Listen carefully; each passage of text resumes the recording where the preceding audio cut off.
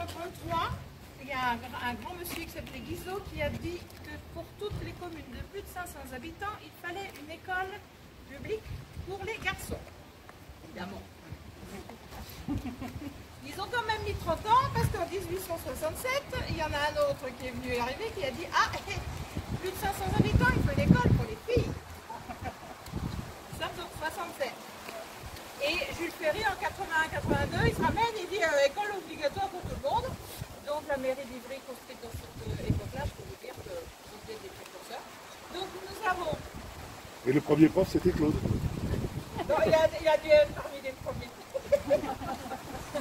4 classes symétriquement construites par rapport au bâtiment, avec un grand mur qui séparait, bien entendu, nous le pouvoir ici, côté filles ici, côté garçons de l'autre côté, et pas le passage entre les deux à l'intérieur. Si on voulait voir les garçons, on allait se mettre sur la rangée pavée derrière chez lui, on regardait sous les marches de la mairie, parce que les garçons faisaient de la même chose de l'autre côté pour regarder les filles. Il n'y avait pas de barrière et personne n'était de formation sur le bâtiment qui est derrière l'école enfantine. Je suppose qu'elle n'a pas été faite exactement en même temps, mais qu'elle a dû être rajoutée par rapport à un essor de la ville, parce que dans les années 1830-1850, Ivry a explosé à tout ce niveau-là. Donc l'apport de population a nécessité l'agrandissement des écoles. On en reparlera un petit peu après. Tous les corps de métier, architectes et autres de cette époque s'étaient pris sur Évreux. C'est pour ça qu'on a des similitudes avec la mairie d'Évreux également. Il y a des architectes communs, il y a des artisans communs, donc il y a des points. Si vous allez vous promener par là-bas, vous aurez une vague ressemblance entre les deux bâtiments de ce Donc la première pierre fut posée en 1881 et les bureaux, les services municipaux qui sont installés en début février, fin janvier, début février 1883. Il y a une mairie en tant que telle et il y a 4 classes derrière. Je propose oui, c'est comme par là.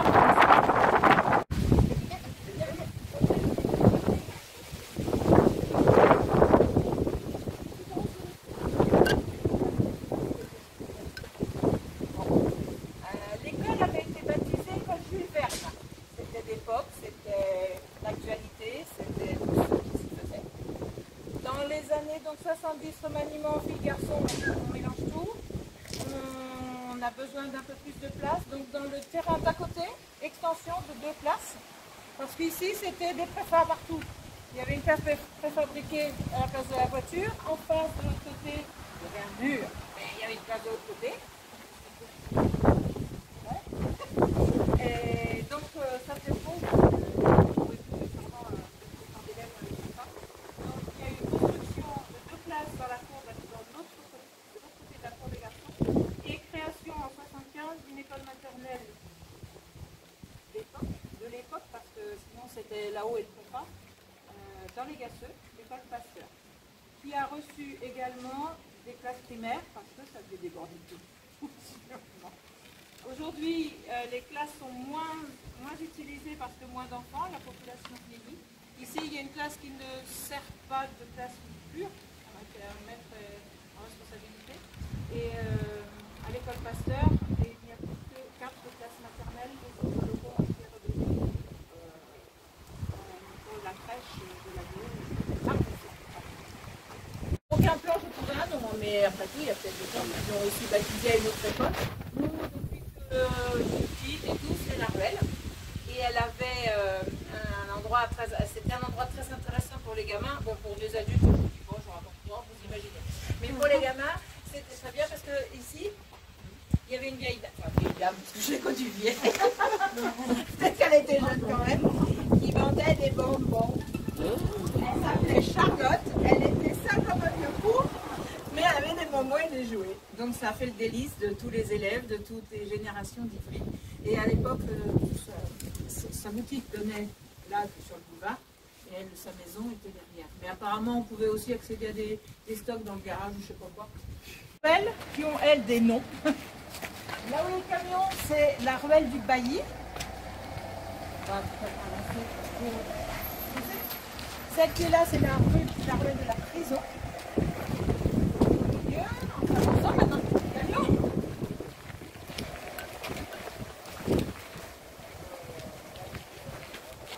Vous allez découvrir la grande maison où il reste encore des comptoirs, des fenêtres en meneaux quand on est vraiment sur le côté. C'était donc la maison du bailli. Un bailli, à l'époque médiévale, c'était celui qui avait comme rôle juge, shérif, percepteur. Voilà, il régissait pas mal l'administratif de la ville. Et donc la maison du bailli était ici. Il y avait, où il y a la descente de gouttière marron rouge, c'était l'entrée de la prison. Et comme elle donne de l'autre côté aussi, c'est là-bas la rue de l'autre côté. Et nous sommes dans la rue des Belles Femmes parce qu'il fallait bien compléter le tableau de tous ces messieurs. Alors la ceinture médiévale, quand on regarde les anciens blancs, c'est sûr, enfin ça peut pas faire autrement, que c'est le mur du bailli par là. Qu'est-ce que je vais vous dire? Hélène, elle a 30 ans. Il y a 30 ans, pas plus. Elle avait été toujours entretenue, ça c'est pas un problème, mais le bébé tout récent. Je suppose qu'il y avait des raisons majeures. Mais la fenêtre en meneau là est restée ouverte. Toutes ces poutres sculptées. La différence avec celle qui ont le coin, celle-ci. Donc c'est une maison remarquable qui a dû être construite dans le XVIe siècle, époque de François Ier, pour ceux qui maîtrisent moins les siècles, les rois en gros. Sa toiture et sa façade sont inscrits à l'inventaire supplémentaire des monuments historiques de France depuis 1932 seulement. Ça a été fait sous le mandat d'un monsieur le maire qui s'appelait Paul Le Maire.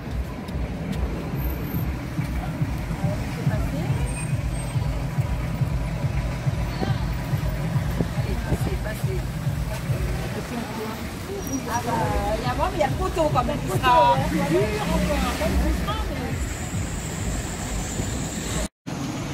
qui ont été des arbres plantés au niveau du Moyen-Âge, Paris de Burges et Robert d'Ivry dans la plaine.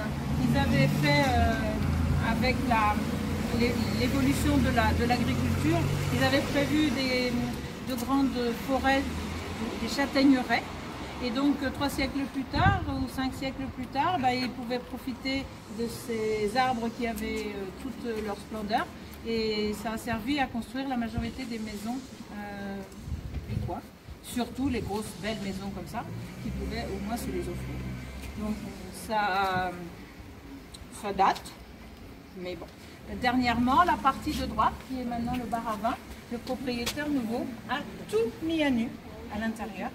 Quand on était en bas, vous voyez les tuiles. Il paraît qu'il y a une photo. Moi, je voudrais bien la retrouver et chercher à ma belle. Si toutefois, vous voyez un jour une très vieille photo, j'ai l'église avec le mur autour. C'est pas mal. Moi, je la vois. J'ai la 40. 1838. Elle est apparente sur le... Si, mais elle est encore apparente. Après, j'ai pas trouvé d'autres blancs d'Ivry la faisant apparaître. Et il paraît qu'il y a une photo. Donc, s'il y a une photo, c'est qu'en 1870, elle était venue. Ouais. Parce que les premières photos, c'est 1870. C'est le début de la fête. Et Raymond Bussière, vous avez un souvenir de cet acteur? Ses parents habitaient là, tenaient le café qui a toujours été là. Les premières photos nous le montrent. Après, depuis quand, je ne sais rien. Mais quand il y avait une buvette, un endroit où on buvait un coup, je pense que ça, c'est très ancien également. Donc, nous lui avons posé une plaque commémorative. Et bien voilà, on a un petit bout d'une célébrité à Ivry. Ce bout de bâtiment, il était plus avancé. Ça faisait vraiment rigolo. L'extrémité où il y a les petits immeubles devant le chalet La Glisserie, il y avait la gare. On fera des choses sur ces bâtiments qui n'existent plus.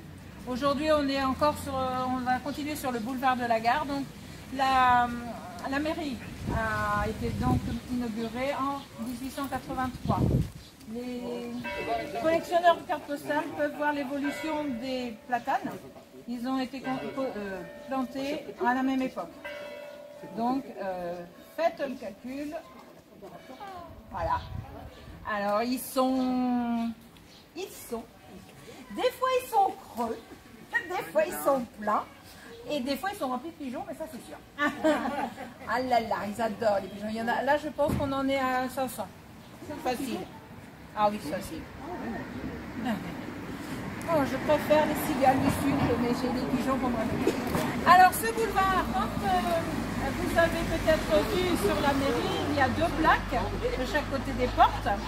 Ces plaques ont été posées à des manifestations commémoratives, dont l'une qui s'appelle la bataille de Valmy, qui correspond à une victoire des premières victoires pendant les guerres de la Révolution, juste après, en 1792.